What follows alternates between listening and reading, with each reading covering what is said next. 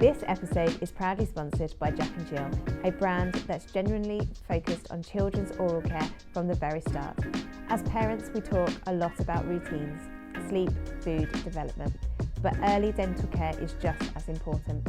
Building good brushing habits from those first little teeth sets the foundation for healthy smiles long term. Jack and Jill creates toothpaste formulated for children's developing teeth and gums, with gentle ingredients and flavours designed for little mouths. It's about making oral care safe, effective, and something kids actually engage with rather than resist. Because strong habits early on mean fewer issues later, and that's something we can all get behind. A big thank you to Jack and Jill for sponsoring the podcast. Now let's get to the episode. Let's welcome Natasha Hewitt. Hi, Tash. Hi. Nice to see you. Nice to see you too. Tell us a little bit about the podcast and how that was born. So the podcast is to introduce parents to experts and real life conversations. So we obviously have the Project Baby magazine, and then from that we have then launched our Project Baby podcast. I'm going to let you introduce your beautiful guest today. Over to you, Very much. Tash. So today we have Lucy Fallon. Welcome to the stage, Lucy. Hello. Hi. Welcome to the podcast. Thank you so much. It's so exciting to be here. Yeah. And how are you? The journey in was a bit much. My journey was quite crazy. My train got cancelled, but I got myself here You're here. in the nick of time. You did. Thankfully, I did it. I made it. And tell us about your little family. What's it like raising a family in the public eye? Yeah, do you know what? I feel like I only sort of divulge what I want to divulge. I only share what I want to share. I know that you kind of have to be quite mindful having two children. I don't want to share too much of them, but then also they are my children. I want to post show them off. and show them off because I'm very proud of them and proud of what we've created and who they are and what they're like. So, but I feel like I don't really get a lot of problems with posting them or sharing them. So. And tell us a little bit about them. So we've got Sunny. Yeah, so I have a little boy called Sonny, he's 3, and I have a little girl called Nancy who has just turned 1. And they're great. Are they great? They are great. They are a handful, especially Sonny at the moment. He's gone a little bit crazy. He's quite crazy. I think it's the 3-year-old. He's kind of got his terrible twos, as they call it, a bit later on, I would say. But and how was that transition from 1 to 2? I found it harder than I expected, I'll be honest. I think my experience of going from 0 to 1 was easier than 1 to 2. I just found the juggle a lot harder. I think the age gap as well. Sonny still felt like a baby when I had Nancy, but now I feel like the age gap's so lovely, and seeing them together and how they are together, it's just gorgeous. So now it's like, it's amazing watching them both. But yeah, I found it was more the juggle that I found quite tricky, because obviously I went back to work quite quickly with Nancy as well. So I just found the juggle of having a toddler and a baby and working quite hard. But we did it. How do you manage that? How do you manage the juggle of work and a baby? Well, with a lot of help, to be completely honest. I mean, as they say, it takes a village. Definitely. And luckily, we do have a village that helps us. And I know we are very privileged. Not everybody gets that luxury. And it is a luxury to have help. My mum and Ryan's mum help out a lot. So yeah, and it is just a juggling act and taking the help where we can get it. Yeah, because how long have you been at Coronation Street for now? I joined in January 2015, so it's 11 years. Yeah, wow. Yeah, it's a long time. And the days are long? The days are long, they are. It can be 12-hour days. I've got a drive on either side. So yeah, it can be long days. And especially if you're in the midst of a storyline that's quite intense, it can be exhausting, it can be draining, but I do love it, and I love working there. I love all the people there, and it's a lovely job to have, and a very iconic place to work. So I'm very lucky that I get get to work there. Yeah, and how does Ryan balance his work schedule alongside the children too? Yeah, that's tricky. That is hard. That's probably what we struggle with the most. I'd say his schedule, because he's away every weekend. So if I've had like a full week of parenting, most of the time on my own, then at the weekend it's also the same because he's away because he plays football. So he stays away every Friday. So yeah, it is hard.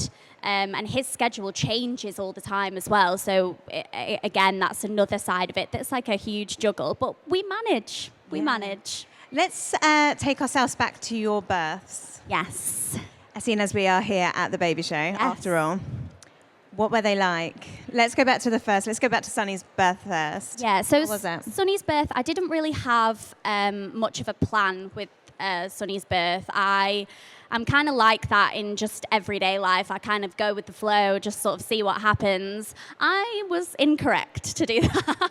You need a birth plan. I think I just kind of, I didn't know obviously what it was going to be like, and I didn't want to put too much pressure on myself or the experience. So I went in there with no plan, and it wasn't traumatizing, but it wasn't a birth that I anticipated. And, I ended up having to be induced. It was extremely painful. And yeah, I had to have an episiotomy and loads of stuff. I kind of was coached through pushing. And I ended up having to have the ventouse and help, which... Yeah, lots of people do. Yeah, and it was fine. It was fine. I think then when I was pregnant with Nancy and when I went to have Nancy, I knew that I wanted to not have that again. And I wanted to feel the sensation of pushing. And I just knew then that I didn't want to have an epidural, basically. So I tried to do as much sort of research as I could, and I did hypnobirthing, and I listened to so many podcasts on the way to work in the car, and really tried to get myself loads of techniques to be able to do it myself as much as I could. And I managed to do it, and I feel like I got a birth that I was really, really happy with the second time. And it was an unbelievable experience. Amazing. So you've had your births, and then you've taken these precious babies home. Was it as you expected? I think with Sunny, it was, I think the first couple of days were amazing, joyous, like everything that I wanted it to be. And then Ryan went back to work on the third day. So then I remember just feeling like this overwhelming sense of, oh my God, you're leaving me. Don't leave me. But again, like we got through it, and it was just overwhelming. The whole thing is overwhelming. Those first few days and the first few weeks are just a huge whirlwind. And I feel like it kind of became a bit of a blur with Sunny, but then because I knew that with Nancy, I just tried my best. And everybody says this. Everyone says to soak it in. And it's so hard in the moment because you're just trying to get through the days and you're trying to survive the days. But I think with Nancy, I tried to make more of a conscious effort to really soak it in. And I feel like I had a much smoother experience then with Nancy in the first few weeks. Yeah, you learnt a lot. Yeah. First time round, second time round becomes a lot easier. Yeah. I've done it 3 times, and everyone has been different. Yeah. And I think you learn and you grow as a mum, right? You get in your rhythm a little bit more as well, because I felt like because we'd only done it 2 years prior, I kind of had a bit more of a knowledge of what was going to go down in the first few weeks.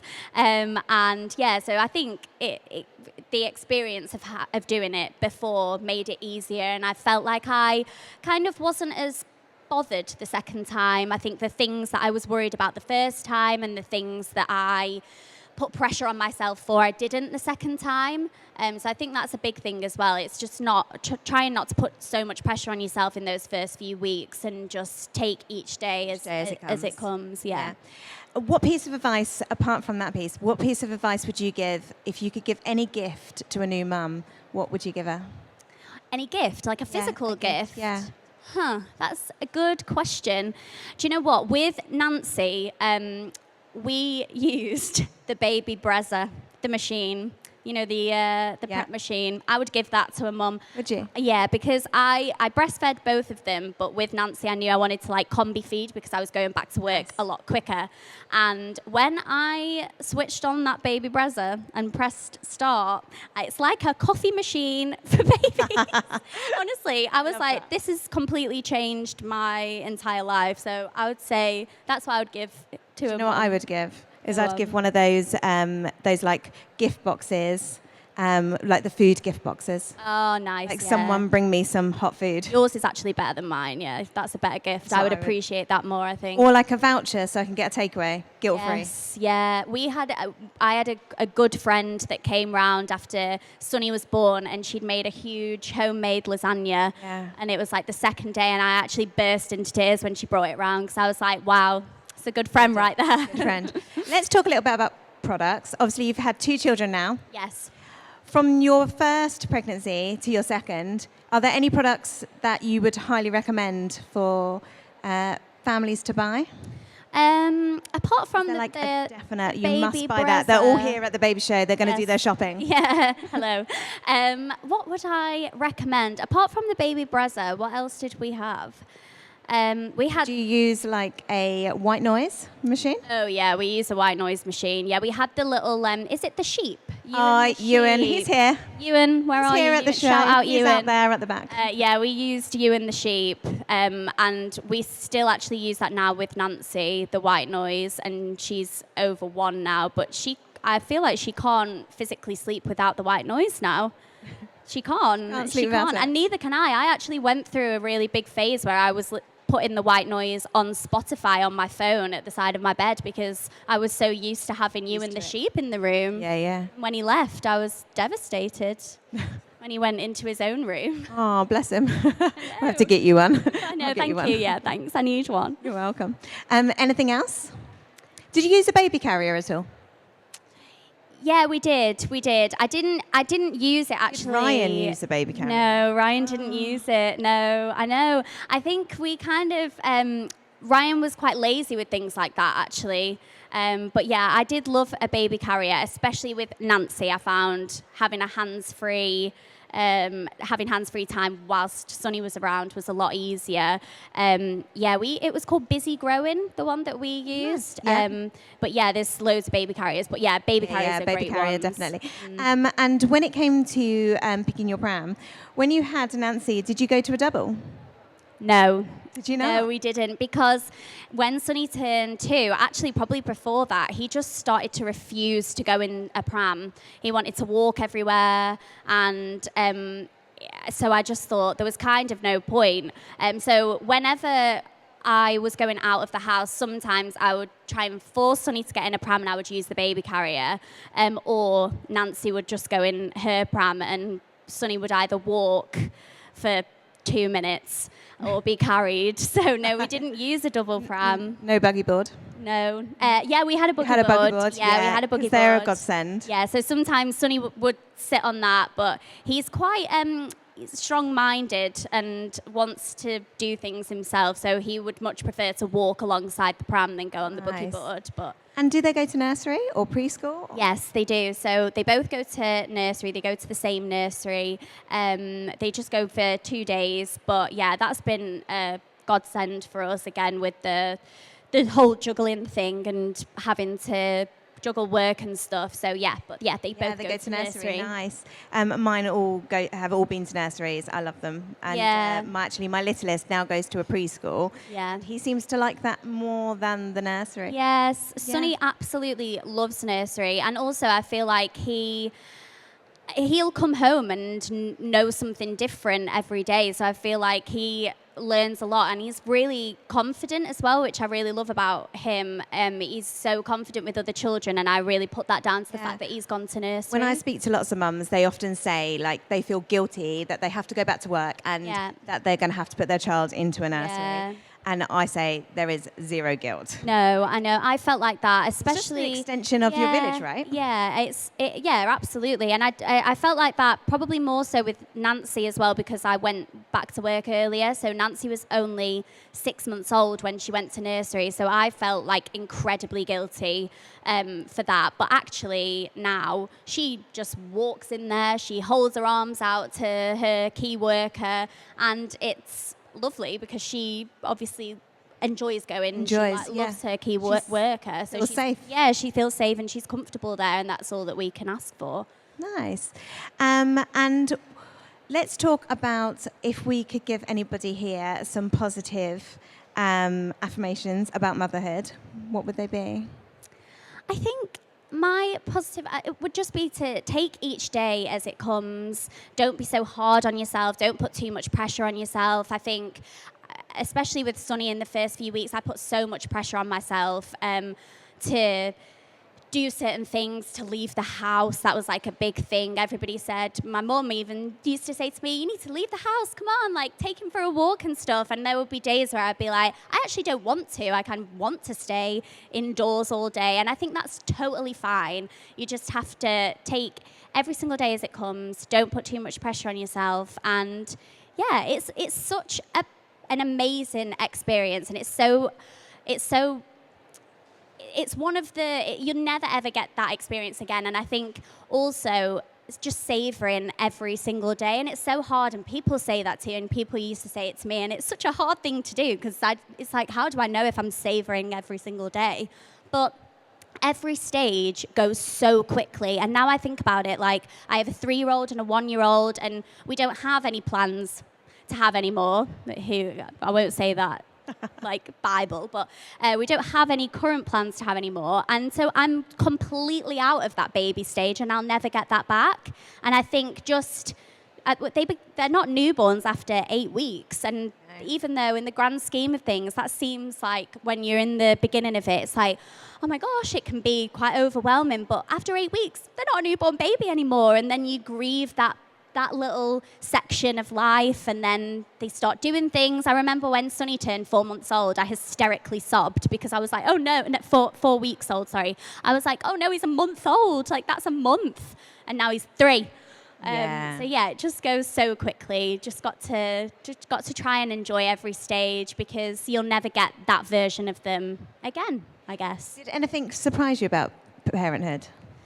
I think the main thing for me was just not being able to go and get my nails done just when I fancied it, or just pop into the shop. I feel like everything kind of has to be a thought out process. And I did have a few times where I was like, oh, I need to go and get some milk. Oh, wait, I need to take you with me. You can't stay here on your own. So, yeah, I think it was more just the pre-planning of things, which gets easier because you kind of get your groove and you figure things out. But, yeah, I think that surprised me the most because I like getting my nails done. So that was a thing for me. I was like, right, somebody's going to have to come. I need to go and get my nails done. I have to. Yeah, definitely. And you shouldn't have to give up all of those little pizzas. You shouldn't. And No. I didn't. I promised myself every time my child slept and I was out, I was stopping for a coffee.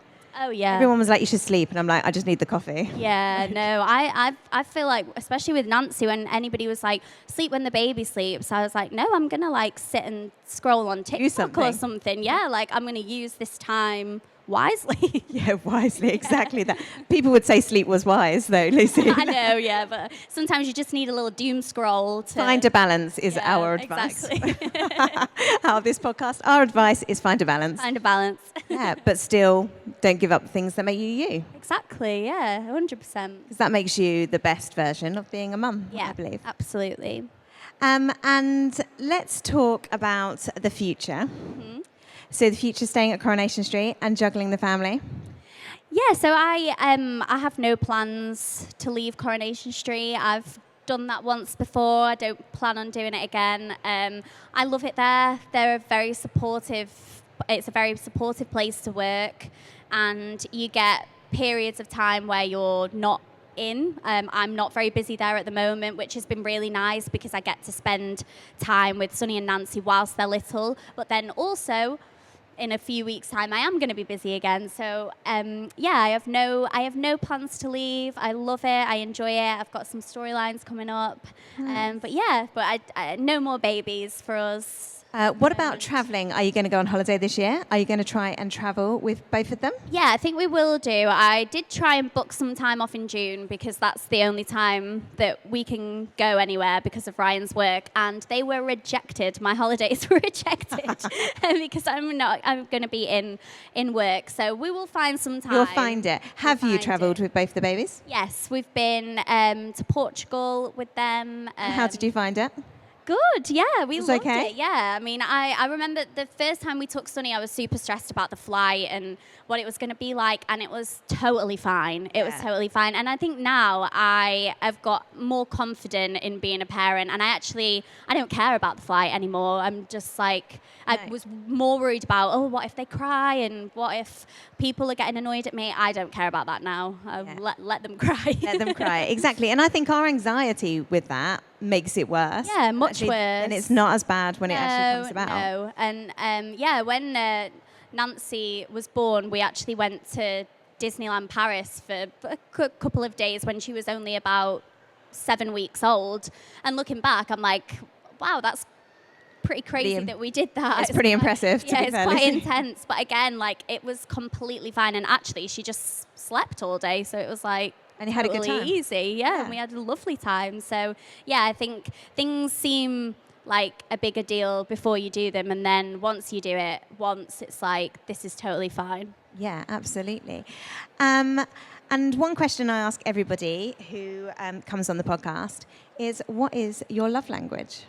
Oh, what is my love language? I think acts of service is my love language. Yeah, like not even in a big way, just like if Ryan has made me a big glass of juice with ice in it, that's great. That's really nice. If I was at work, say, all day, and then I come home, both of the kids are in bed, you've done that. It's because, sometimes you can come home and like, he's like, oh, they've waited up for you. And I'm like, it's 7:30. You're lying. Yeah. You just wanted me to put them to bed. Things like that. I like, acts of service, I would say. I love that. Whilst we talk about bedtime, let's just touch on that. How do you find putting two babies to bed? So actually, Nancy is a lot easier than Sunny. And it's because we kind of had to get Nancy into a routine because Sunny's routine was so terrible. Putting them to bed is a bit of a juggle. Nancy goes to bed really well at the moment. I'm really praying that stays the same. So she will go down between 6:30 and 7, and you kind of just walk out of the room and she'll go to sleep herself. Whereas like Sunny is 3 and we have to both get into bed with him and stay with him until he falls asleep. So yeah, I'm glad that one of them is at least quite good at going to bed, because Sunny is not. Sunny's not. Reggie's not either. No. He just wants you to lie with him. Yeah, I think just want their mum. Yeah, they do, and I think it's because it's kind of what we did from when he was born. He close slept with me, and then when he moved into his cot, I would hold him on the chair until he fell asleep, and then transfer him. And yeah, so it's just what he's used to, and now he gets in our bed as well every night at some point in the night. So. Yeah. We've still got to go try and crack Sunny's sleep. It's not the best at the moment. I know, Reggie's exactly the same. I think it's just their age. Yeah. This won't be forever. I don't. A 21-year-old doesn't climb in my bed. No. Fine. That's It's gonna be that fine. would be weird. It's strange, but it will be fine. Yeah. No, I like it. Yeah, I like it when he gets in the bed. I feel like I've also, because I know that he's going to get in, I find myself lying there waiting for him to do it. So when I'm on my own, if Ryan's away, I just go in at about 10 o'clock and wake him up and say, do you want to come in with me now? That sounds like it might be part of the problem. I know, yeah. I think it sounds like a me problem. That sounds like a you problem. Don't do that. I wouldn't suggest waking your child up and bringing them into your bed. Yeah, don't do that. Don't take advice from me. No, do take some advice. It's good advice. Thank you so much for coming on the podcast. Thank you so much. It's been lovely to chat to you. This has been lovely. Thank you. Thank you so much for coming on. Thank you. Thank you so much for joining us. And this episode was sponsored by Jack and Jill. So thank you to them. They are here at the show. They do all oral healthcare for babies. So do pop across and say hello to them. And thank you so much for joining us. Thank you so much.